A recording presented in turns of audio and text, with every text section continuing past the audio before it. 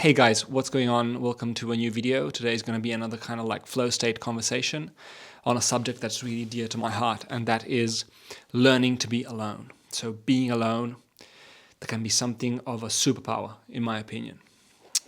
And I never used to be alone. Basically, I always, as I was growing up, from when I was very little, I was always somebody's best friend.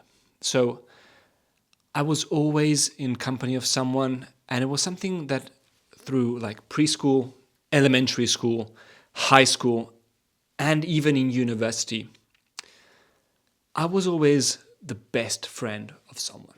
So that was a key thing that in the moment I didn't really understand, but it is something that really happened. So I was never I never saw myself as a entity, a single entity. I always saw myself as tied to someone else.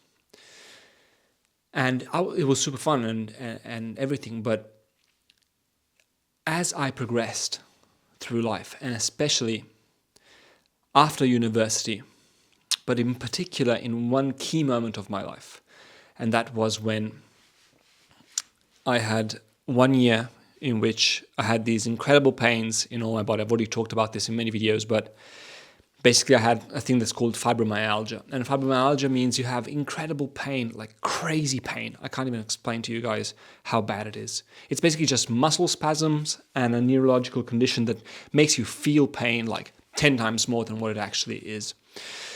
And in this period, it lasted 1 year, 12 months. And basically it meant that I couldn't work because I couldn't lift up cameras and I couldn't really do stuff. I couldn't stand up for more than 15 minutes without having incredible low back pain. I still remember it very vividly. And in that moment, I was basically forced to stay at home because I couldn't really move. And most of that time, even though I was at the time living with Brina, it was spent alone because she was out working. And that was basically the first moment in my life in which I was really alone. That I didn't have any friends around. I didn't have any colleagues around because at the time I was working in an office space and there were a lot of people around all the time, every day, like 6, 7, 10 people. Or on jobs I would be with other people. And in that moment, I was forced to be alone. And it was really bad at the beginning. It was really bad at the beginning because it was something that was so new that I didn't know how to handle it. But as time progressed, and what was a really negative force, it took like 6 months for me to kind of like start getting out of this fibromyalgia condition. And as I started like feeding myself with more positive inputs, I started really kind of being comfortable with being alone. I was comfortable with myself, basically. Then I got out of fibromyalgia and I got back to work. So I got back to seeing people every day, multiple hours a day, and I didn't really think anything of it, basically. I was happy that the pain was gone. I was really happy about that. Then a thing that happened is I kind of started getting into like cycling and endurance training, like daily endurance training, when I finally got back to being able to kind of like run a little bit. And what I realized was I really did enjoy the training a lot. And one of the key things that I enjoyed about the training was being alone, because I could be alone with my own thoughts. And I could really think about stuff and elaborate stuff, coupled with training, which means elevated heart rate. That was a really awesome feeling. I really felt great when I was alone. And this was like 1 hour a day, like lunch break. But I started really enjoying it. And what I started enjoying was realizing that a lot of times I preferred being alone than being in the company of other people. I really enjoyed it. It wasn't always great because sometimes I would enjoy it, but other times I would be forced to face myself. I would be forced to face some aspects of my life that weren't really going great. So there was also that. But there the training came in and it really helped me to deal with some stuff that I was going through, which was basically a crisis of identity. Because I didn't really know who I was. I was always somebody's best friend. I was always somebody's colleague. And in my own personal, private life, I would always talk about other people. I would always talk about things. I would always be the one who knew a lot of things, and I would always be talking about stuff. But training made me realize that I never talked about stuff that I did, because I didn't know basically who I was. I didn't ever do anything that was my own 100% my desire or my will. I would always do things that would come from somebody else saying something or somebody else saying, oh, you should do this. It was never 100% a thing that I had devised, thought about, and acted upon.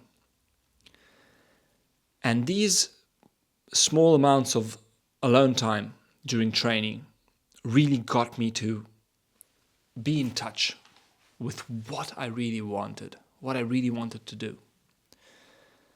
This was amplified, of course, by the fact that I had stopped drinking alcohol around, I don't know, maybe a year and a half before. So already I had taken away one distraction, which was alcohol. But now I realized that there was a lot more distraction going on. Basically, most of the interactions that I had for work and for play were basically distractions. They were not always in a negative sense. Sometimes they were a lot of fun, but they were kind of distracting me from understanding who I truly was and what my personality was. I got to the age of 27 and I didn't have any clue of what my personality really was. I never really knew what, like, all the thoughts that I had were thoughts that were entered me through my surroundings. So my surroundings influenced me so much, always. And I realized that a lot of the time I wasn't really choosing what I was surrounding myself with. And I wasn't choosing what I was surrounding myself with because I didn't really know what I wanted. Deep down, I didn't know basically who I was, what I wanted, how I wanted to spend my time. I was never really in touch with myself. And through being alone in training, I realized that I was actually kind of like, I liked the personality that I had. I kind of got in tune with it, and I started really enjoying being alone. And I realized that being alone, I could understand deeper who I was, basically. And I realized that I didn't really need external validation. I didn't need external influence, or at least I didn't need external influence that I didn't really want, that I didn't feel gave an incredible amount of value to my life. And I dropped a lot of the insecurity. When you think about being alone, a lot of people think being alone is bad. Being alone is something that should be avoided. You should be in company of people, people who have no friends, kind of like losers. And this can be true, of course, but I think if it is a choice, if it is a conscious choice that you want to be alone, not always, but in specific moments, that could be, for example, the training, or on weekends, or you want to be alone because you want to work on yourself. You want to understand who you truly are, what you truly want. Not what other people want, not what you think you want, but really get in touch with your belief systems, what you think on a daily basis, what makes you feel good, what doesn't make you feel good. Because sometimes, at least in my case, I thought I knew what made me feel good, but it was really kind of like a lot of influence from outside people. So I started being alone more and more as a conscious choice. I really felt great. I started feeling so good when I was alone. And like I would put being alone and this process of what some people would call self-development or self-discovery or self-realization, let's say, I started putting this as paramount. It would be the most important thing of the day. That would be the most important thing of the day, more than work, more than anything else. And through this process, I really got comfortable with being alone. I got comfortable with it, so comfortable that now it's like I thrive in it. I thrive in being alone. Most of the best ideas that I have are when I'm alone. Most of the happiest times of my life are when I'm alone, when I'm really in touch with what I want to do, with who I want to be, with where I want to go. And this came through implementing even more training alone. Only myself with my resources, with my thoughts, with my beliefs, with my problems, with things that I had to think about, with things that I had to solve. And if you can harness, and if you are comfortable with being alone, no one else around you, no crutches, no distractions, and you can get this really clear picture of who you are, then you can understand really, truly what you want and what you want to act upon. The goals you want to pursue. And I believe that, well, at least in my case, training really, really helped this. And I'm not scared of being alone anymore. I used to be so scared of being alone. I would always be surrounded by so many people, and I saw every moment that I wasn't with people like something bad, something negative. Now it's something so positive. It's a beautiful thing. Being able to rely on yourself is a beautiful thing. Being able to instantly make yourself happy without any external influence is something really empowering. I see it as something really empowering and something really, really beautiful. And knowing yourself deeply, I believe, is a very important thing. You can't score without a goal, but what is the goal? What do you want? What do you truly want? Not what do you think you want. What do you truly want? And in my case, it's freedom and health.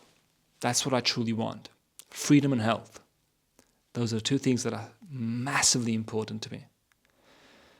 And being alone helps me really get clear on this vision. When I come back to Italy, it's like it's a bit of a trap. Like you fall back in normal ways of life, let's say. And normal ways of life are always like surrounded by a lot of people, surrounded by a lot of things are happening.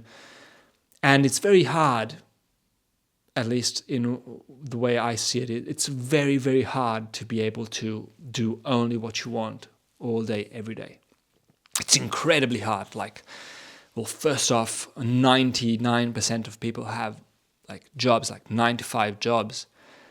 And how are you going to be able to harness the power of being alone when you have to be with other people from 9 to 5? It's crazy. But it can be done through training. And once you understand that everything that you need is within yourself, all the motivation, all the drive, all the resources you need, if they're not already within yourself, you just have to uncover them. There are things that you can work towards achieving that will help you towards actually being comfortable with being alone. And being alone, I believe, is beautiful. If you approach it and can manage it and live it in the right way, it can be really beautiful. It can be really empowering. And it's something that for a long time in my life I didn't do and I didn't appreciate. And now I appreciate it fully. And this is not to say always be alone. Absolutely not. I love interaction with other people. I love being out. I love just seeing other people is really, really great. But it's always like conscious. It's a conscious thing that I do. Like, do I really want this? Yes, let's do it. Do I really want to go on a ride with these people? Yeah, of course I want to do it. It's awesome. It's fun. It's gonna enhance my life. But a lot of other things that usually are very, let's say it's the way things happen. I got in touch with deep down what I want and what I don't want. And now it's a no-brainer for me to not do any of those things anymore. So being alone, in my opinion, is a superpower. You can derive so much motivation and drive from within yourself, from knowing yourself, that it can really help propel us through to the future and to our future goals. So don't be afraid of being alone. Being alone is awesome if you really are comfortable with it and you are comfortable with yourself, comfortable in your own skin. No external validation needed by anyone. So get comfortable being alone, even because basically you race alone. So racing is like a metaphor for life, I believe. And racing, Ironmans and stuff like that, you're alone. There's nobody else to rely on. You have to rely on your own self. So even just for that, it's worth experimenting with being alone a lot. And the training helps because, like, who is going to ride 6 hours with you on your tri bike? Nobody. So get comfortable being alone, thrive in being alone, and I hope you like this video, and I'll see you in the next one.